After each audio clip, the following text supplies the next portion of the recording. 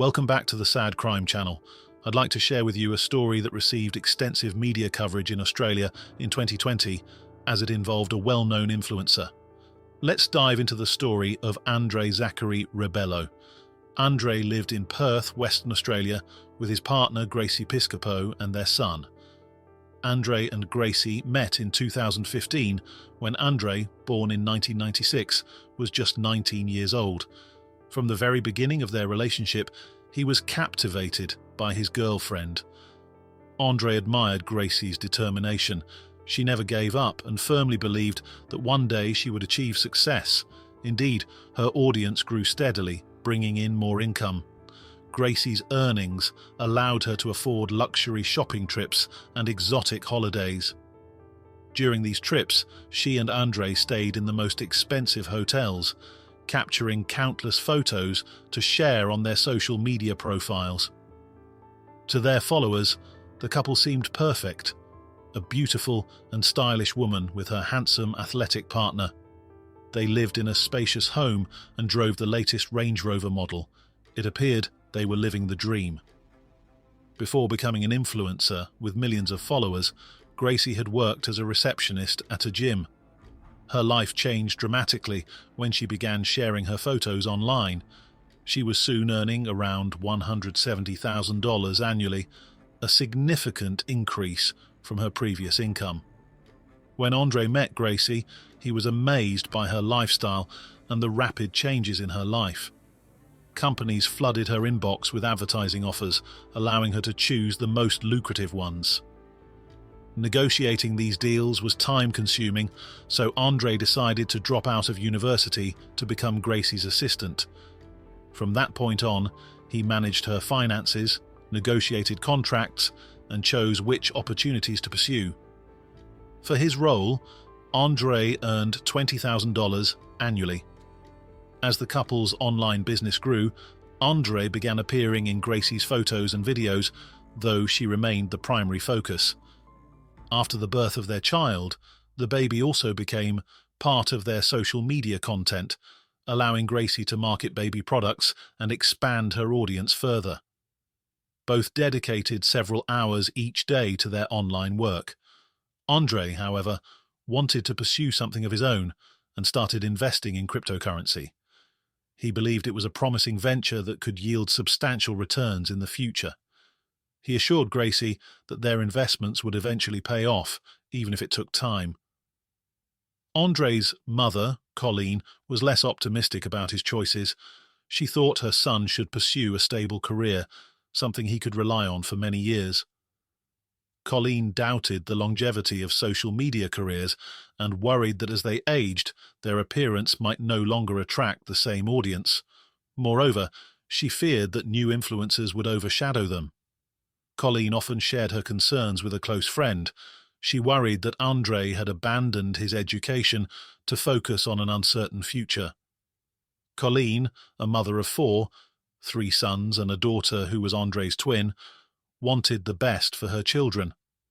After her marriage ended in 2010, she raised her children on her own while working as a teacher.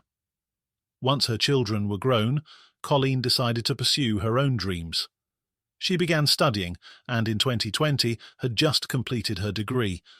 She was excited about starting a new career in healthcare at the age of 58.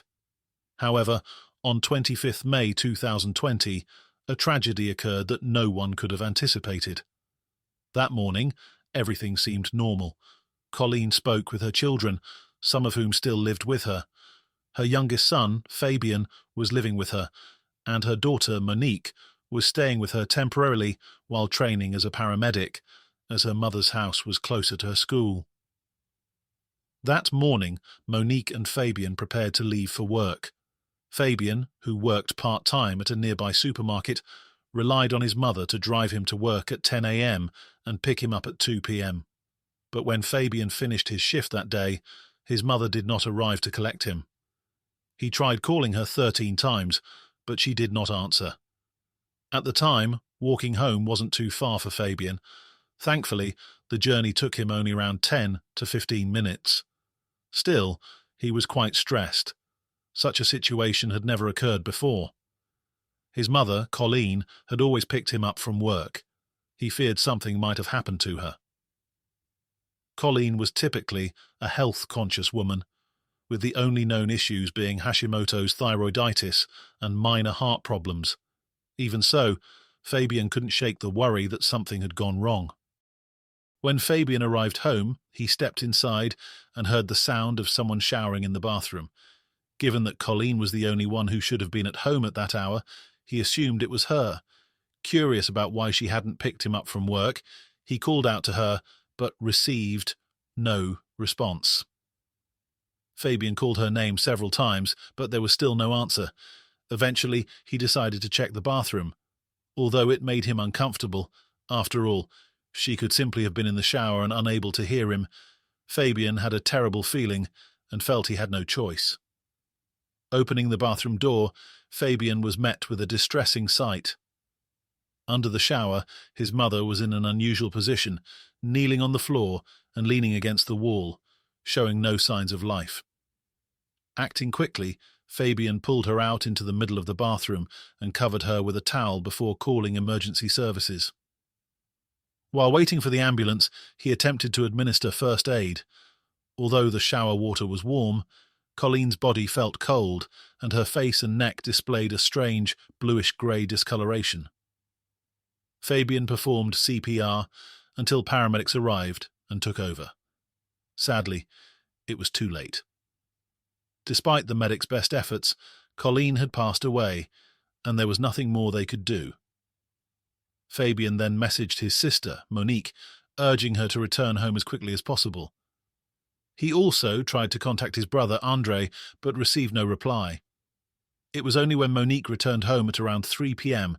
and began calling and texting Andre that he arrived with Gracie and their son at their mother's house. The entire family was shocked by Colleen's sudden death. That morning, when Fabian and Monique had spoken to her, nothing seemed out of the ordinary. Even an autopsy couldn't determine the cause of Colleen's death. Her children, understandably devastated, struggled to accept the idea that their mother had passed away from natural causes. Certain details didn't sit right with them. For instance, when Fabian found her, Colleen had been wearing her gold wristwatch, which she always removed before showering. She also still had her jewellery on, another thing she would always take off before stepping into the shower. Additionally, the anti-slip mat she always used when showering was found draped over the side of the bathtub. Why hadn't she used it that day? Police who arrived at the scene found no signs of forced entry into the house. Every window and door was secure. Despite the strange circumstances, the family had no choice but to accept the conclusion that Colleen had died naturally. Everything changed a few weeks later. The family hadn't uncovered any new information, but an insurance company contacted the police with suspicions of attempted fraud. They believed the documents submitted to them had been forged. The person suspected of insurance fraud, none other than Andre, one of Colleen's sons. Just 1 week before Colleen's death, Andre had taken out 3 life insurance policies in her name. If she died, Andre stood to receive $1.15 million. None of Colleen's other children were named as beneficiaries. They wouldn't see a single dollar from the policies. Andre wasted no time. Just 3 days after his mother's death, he contacted all 3 insurance companies and attempted to claim the payouts. However, 2 of the companies refused to pay, citing the brief time between the policy activation and Colleen's death as grounds to dismiss the claim. Only the 3rd company considered paying out, but Andre was required to submit additional documents to complete the process. That's when the inconsistencies began to surface. One document listed the wrong date of birth for Colleen, using Andre's birthday instead. Whenever the company requested new paperwork, Andre promptly provided it, but the documents raised more red flags. The company eventually uncovered forged medical reports, including a fabricated autopsy stating that Colleen had died from a ruptured aneurysm causing a subarachnoid hemorrhage. Andre had also falsified Colleen's will, naming himself the sole heir to her estate. To top it off, he submitted an altered psychiatric report claiming Colleen had been mentally fit at the time she signed any documents. Andre went so far as to use artificial intelligence to generate an audio recording that wouldn't sound like his own voice. He had put considerable effort into the deception, but the insurance company became increasingly suspicious and alerted the authorities. When confronted, Andre claimed his mother had been fully aware of his actions and had requested his help in securing their financial future. He explained that the agreement to name him the sole beneficiary was so he could later divide the money equally among his siblings. Police, however, struggled to believe his story. The altered will and life insurance policies, paired with the timing of Colleen's death, made them wonder whether Andre had played a role in her demise. The family was shocked to learn about the additional life insurance policies and the will. Why would their mother have done this? She had never shown favoritism toward any of her children, and none of them expected her to leave her entire estate to just one of them. It was especially hard for them to understand why it was Andre. They thought that if it came to inheritance matters, the oldest son, Julian, would naturally take charge of everything. Therefore, right after her death, Julian decided to move into her house temporarily until he managed to settle everything. But when he tried to locate his mother's documents, he realized he couldn't find her driving license anywhere. Andre stated that he had taken them because he wanted to handle the inheritance matters. It was then discovered that Julian learned from Andre that for some reason Andre had redirected all of their mother's mail to his own address. No one could understand why he did this, especially since the house wasn't empty after Colleen's death. Her other children, Fabian and Monique, were still living there and could easily receive her mail. The growing doubt surrounding Colleen's death began to mount. Could her son really have killed her, just to gain over $1 million? All of Colleen's children were re-interviewed, as well as Gracie and others connected to the 58-year-old. Colleen's sister testified that on that fateful day, when she was returning home from work at about 1:30 p.m., she passed by Colleen's house and saw a car in the driveway she didn't recognize. She had no idea who it belonged to.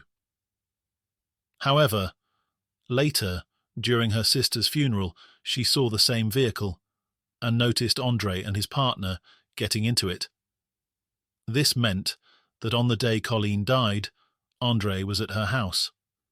None of his siblings were aware of this, as he hadn't mentioned it. When the police asked Andre why he hadn't informed anyone that he saw his mother on the day of her death, he replied that no one had asked him.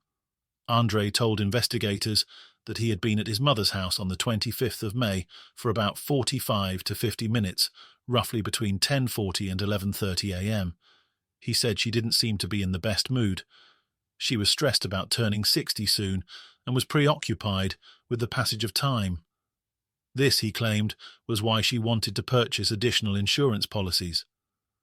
Andre also told the police that during their conversation, his mother had said something along the lines of how it might be better if she were no longer alive, hinting that she may have been contemplating taking her own life.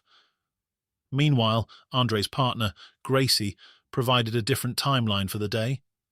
She stated that she and her cousin were planning to go out for lunch, but at some point she realized Andre wasn't home. She didn't know exactly when he left because he hadn't told her he was going anywhere. She tried calling him multiple times, but he didn't answer.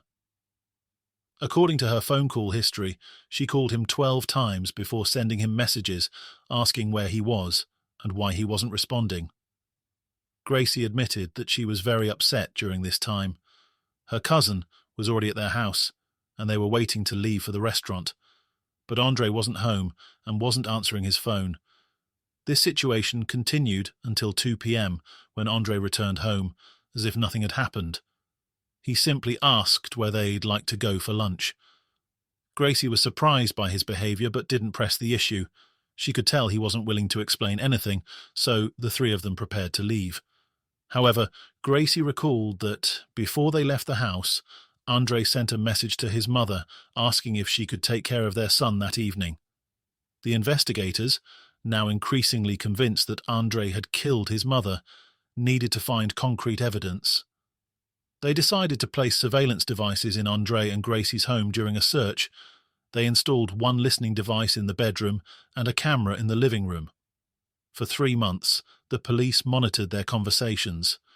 From these recordings, it became clear that Gracie knew nothing about the insurance policies Andre had taken out.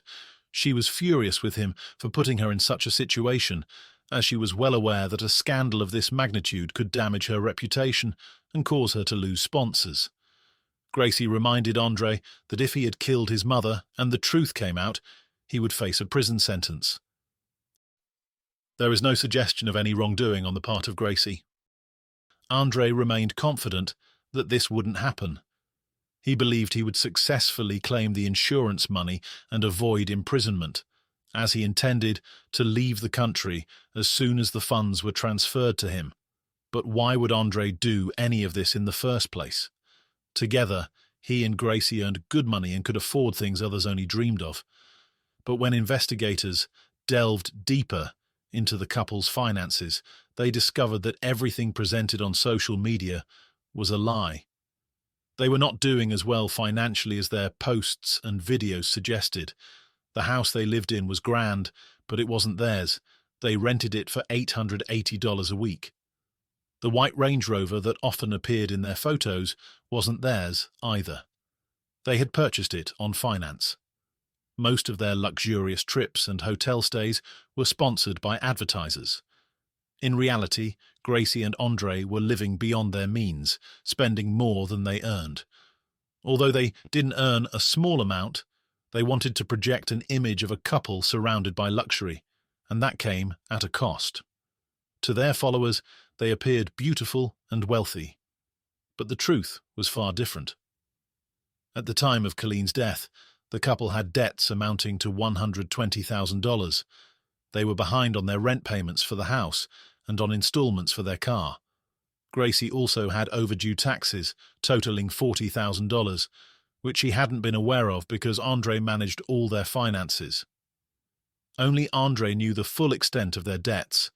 Despite this, he invested money in cryptocurrency, considering himself an expert in the field. He assured Gracie that they could eventually earn up to $500,000. The truth was that despite 3 years of investing in cryptocurrency, Andre had managed to earn only $22. He knew his investment was a failure, but was unwilling to admit it. Instead, he realized he needed to find another way to fund their luxurious lifestyle and pay off their existing debts. Debt collection agencies were putting increasing pressure on him to repay the money he owed. Andre needed to act fast. It seems he concluded that ensuring his mother's life and then ending it would be the only way to solve his problems. This plan would not only provide the funds he desperately needed, but also allow him to pretend the money came from his 3-year investment, solidifying his image as a successful investor in the eyes of Gracie and others. In November 2022, Andre was charged with his mother's murder and arrested. The trial began in October 2024 and lasted 8 weeks. There was no physical evidence proving that Andre killed his mother, nor was the exact cause of her death ever determined. However, expert witnesses testified during the trial, explaining that it is possible to end someone's life without leaving visible marks. Colleen had minor abrasions on her eyebrows and arms, which initially went unnoticed. These were later hypothesized to have been caused by the use of a pillow to suffocate her, but this was just one possible theory. The exact manner of Colleen's death remains unclear. Evidence against Andre included the fact that he had been at his mother's house longer than he had told investigators. Colleen's sister had seen a car parked outside the house at 1:30 p.m., although Andre claimed to have left before noon. During that time, he didn't answer multiple calls from Gracie, which was unlike him. If he was only visiting his mother, why didn't he answer his phone or reply to messages? The investigation also revealed that Andre had deleted all records from his computer after July 2020. Investigators found no information about his online activity, including search history. Additionally, just days before Colleen's death, Andre had purchased 3 life insurance policies in her name. Andre pleaded not guilty to the charge of murder. After deliberating for 2 days, the jury returned to the courtroom on December 5, 2024, with their verdict. They found Andre guilty of Colleen's murder. The 28-year-old now awaits sentencing, which is scheduled for April 2025. He is expected to receive a life sentence without the possibility of parole. This year, the court will also determine his punishment for the fraud he committed, including forging documents for the insurance company. Andre admitted to these crimes, so no trial will take place for this matter, and the judge will deliver the sentence. Thank you for listening to the story today. If you enjoyed it, please like this video and subscribe to the channel so you don't miss the next one. Thank you in advance, and see you next time.